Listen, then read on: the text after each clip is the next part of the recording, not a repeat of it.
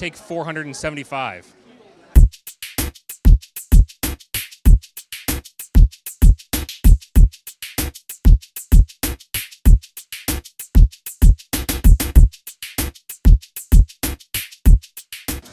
Andrew Young and Mr. Green here of Geek Hard. Welcome to Geek Hard's coverage of Polaris 25. 25. That was a lot. That was a lot. You couldn't have done like...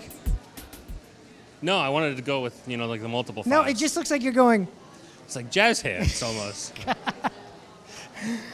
Oh, so as you can see, it's going to be a long day here at the event. We're going to be talking to some celebrities, and we will be attending the Constellation Awards, where we are presenters. Throwing out an award. For best overall script. Yes. Exciting times. Unlike certain other things that I talk about, but I'm not going to talk about. Okay. I'm glad you're going to keep it to yourself right now. I am. Keep it down. But yeah, we're going to throw that award out. Exactly. So stay tuned.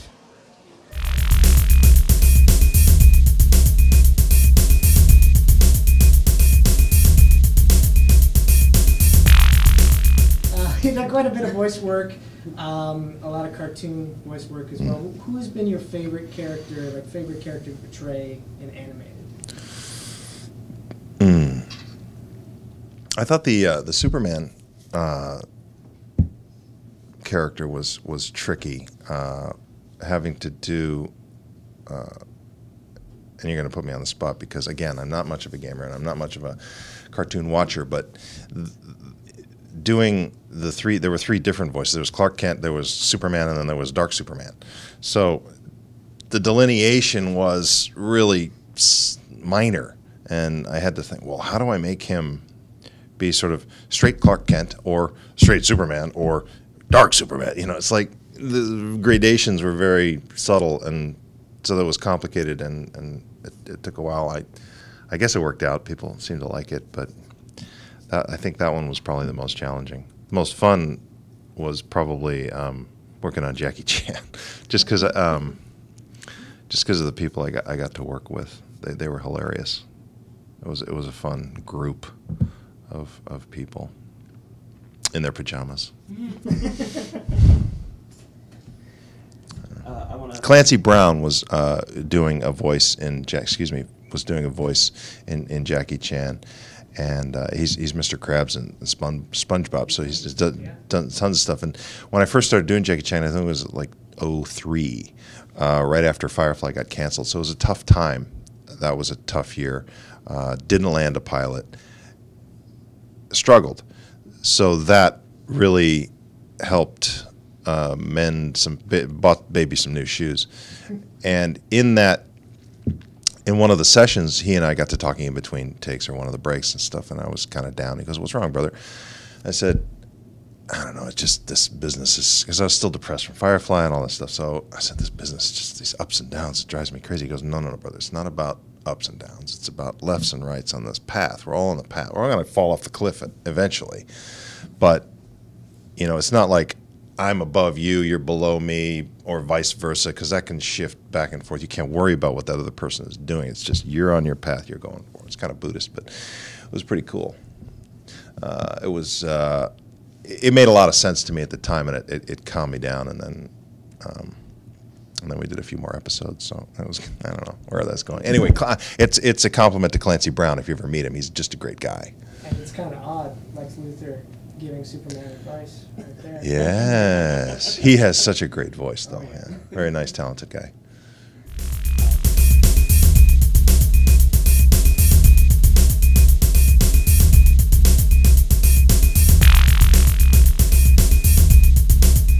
Hey, this is Mr. Green of Geek Hard. I'm here at Polaris 25 in Toronto, and I am here with the organizers of Star Trek Day Toronto, which is coming to a event venue.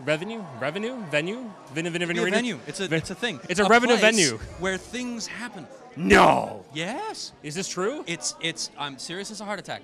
Really? Yes. So what's going to be happening at Star Trek Day Toronto? Star Trek Day Toronto came about as a result of the success of Star Wars Day Toronto. Some friends of ours in the Nerd Mafia put that together, and it was great. So we got together and said, hey, why not Star Trek Day? Because, you know, Star Trek's better. I didn't actually say that, but yes, I did. Anyway, it's a two-part event. First part of the day, we're showing a couple of films, including The Wrath of Khan, which is a fan favorite, and the new J.J. Abrams reboot, which came out a couple of years ago, which is still a favorite of ours. There's going to be costume contest. There's going to be a trivia competition. Are you going to dress up as Uhura? I am going to be Commander Riker. That's what's going to happen during the first part of the day. That's 12 till 7. And then in the evening, we're doing Star Trek an After Dark thing, which is going to feature all the adults-only stuff that we can't show all of our young fans. So that'll be comedians and burlesque and music. My band, Nerds with Guitars, will be playing. Shameless plug. And it's going to be a lot of fun. You're in a band? I am. Really? Sort of. Well, after a fashion. And it's going to be a good time. Tickets are on sale on our website, StarTrekDayTO.com. You can also find us on thenerdmafia.com. And we are at Polaris for the whole weekend, selling tickets here. And you can also, you can find us on the website, the internet's google.com. It works. Are you so your band, right? Nerds with Guitars. Are they going to actually you need to write a theme? You know what we were thinking of doing? You need to get like some Alexander Courage and like put that in there. You know what we were thinking of doing? It's funny you say that. That really god-awful theme song from Enterprise, that bad, that poor man's Bryan Adams bullshit. We were going to rewrite that. Really? I told Sean, and he looked at me like I'd grown a second head. He was like, "I hate you. Why do I deal with you? I don't want to do that." And so we're going to do it. Of course you're going to do it. More than likely, we're going to do it. Are you going to jazz it up? Oh no, it's gonna stay really bad. Like, you need jazz hands. You need a presentation. You need people in the back just doing jazz hands. Do you guys want to do that? Because I'd love you and I could do jazz hands. I'm Mr. Green doing Star Trek. It'll be great.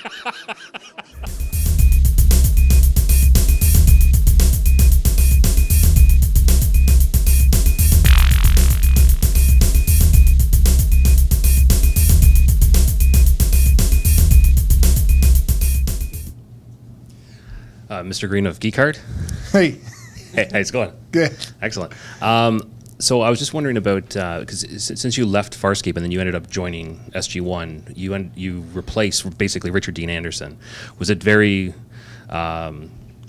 difficult for you as an actor, like when you went into it, like because going on to a long-running show with an actor who's been there for a long time, where was everything about it very open and welcoming for you when you joined the cast? I think for the most part the cast was very welcoming and open to me being there. That was my impression of it. Obviously, when you go to a show which has been running for a very long time, they have set ways of doing things. And so my first job when I arrived at Stargate was not to figure out how to turn it into something that I wanted to be, but to figure out how they did things and how I could contribute to the show. And Claudia must have helped as well.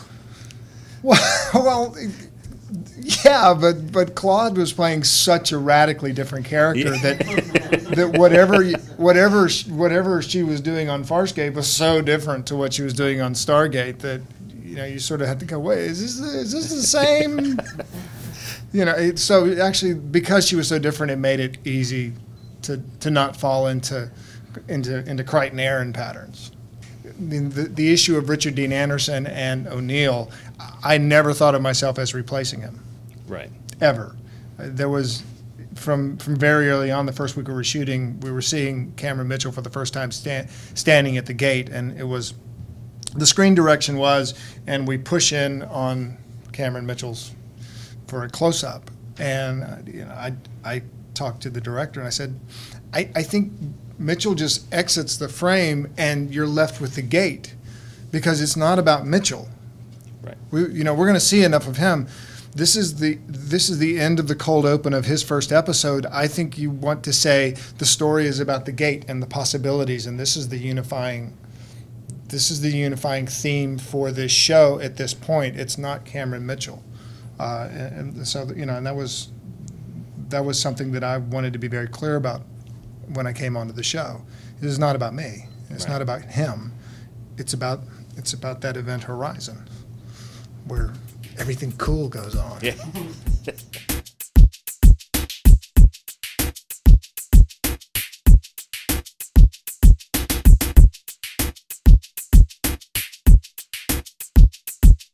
Yes, Friday night, 9 o'clock. I own that. on Sci-Fi before they put the Y in Sci-Fi.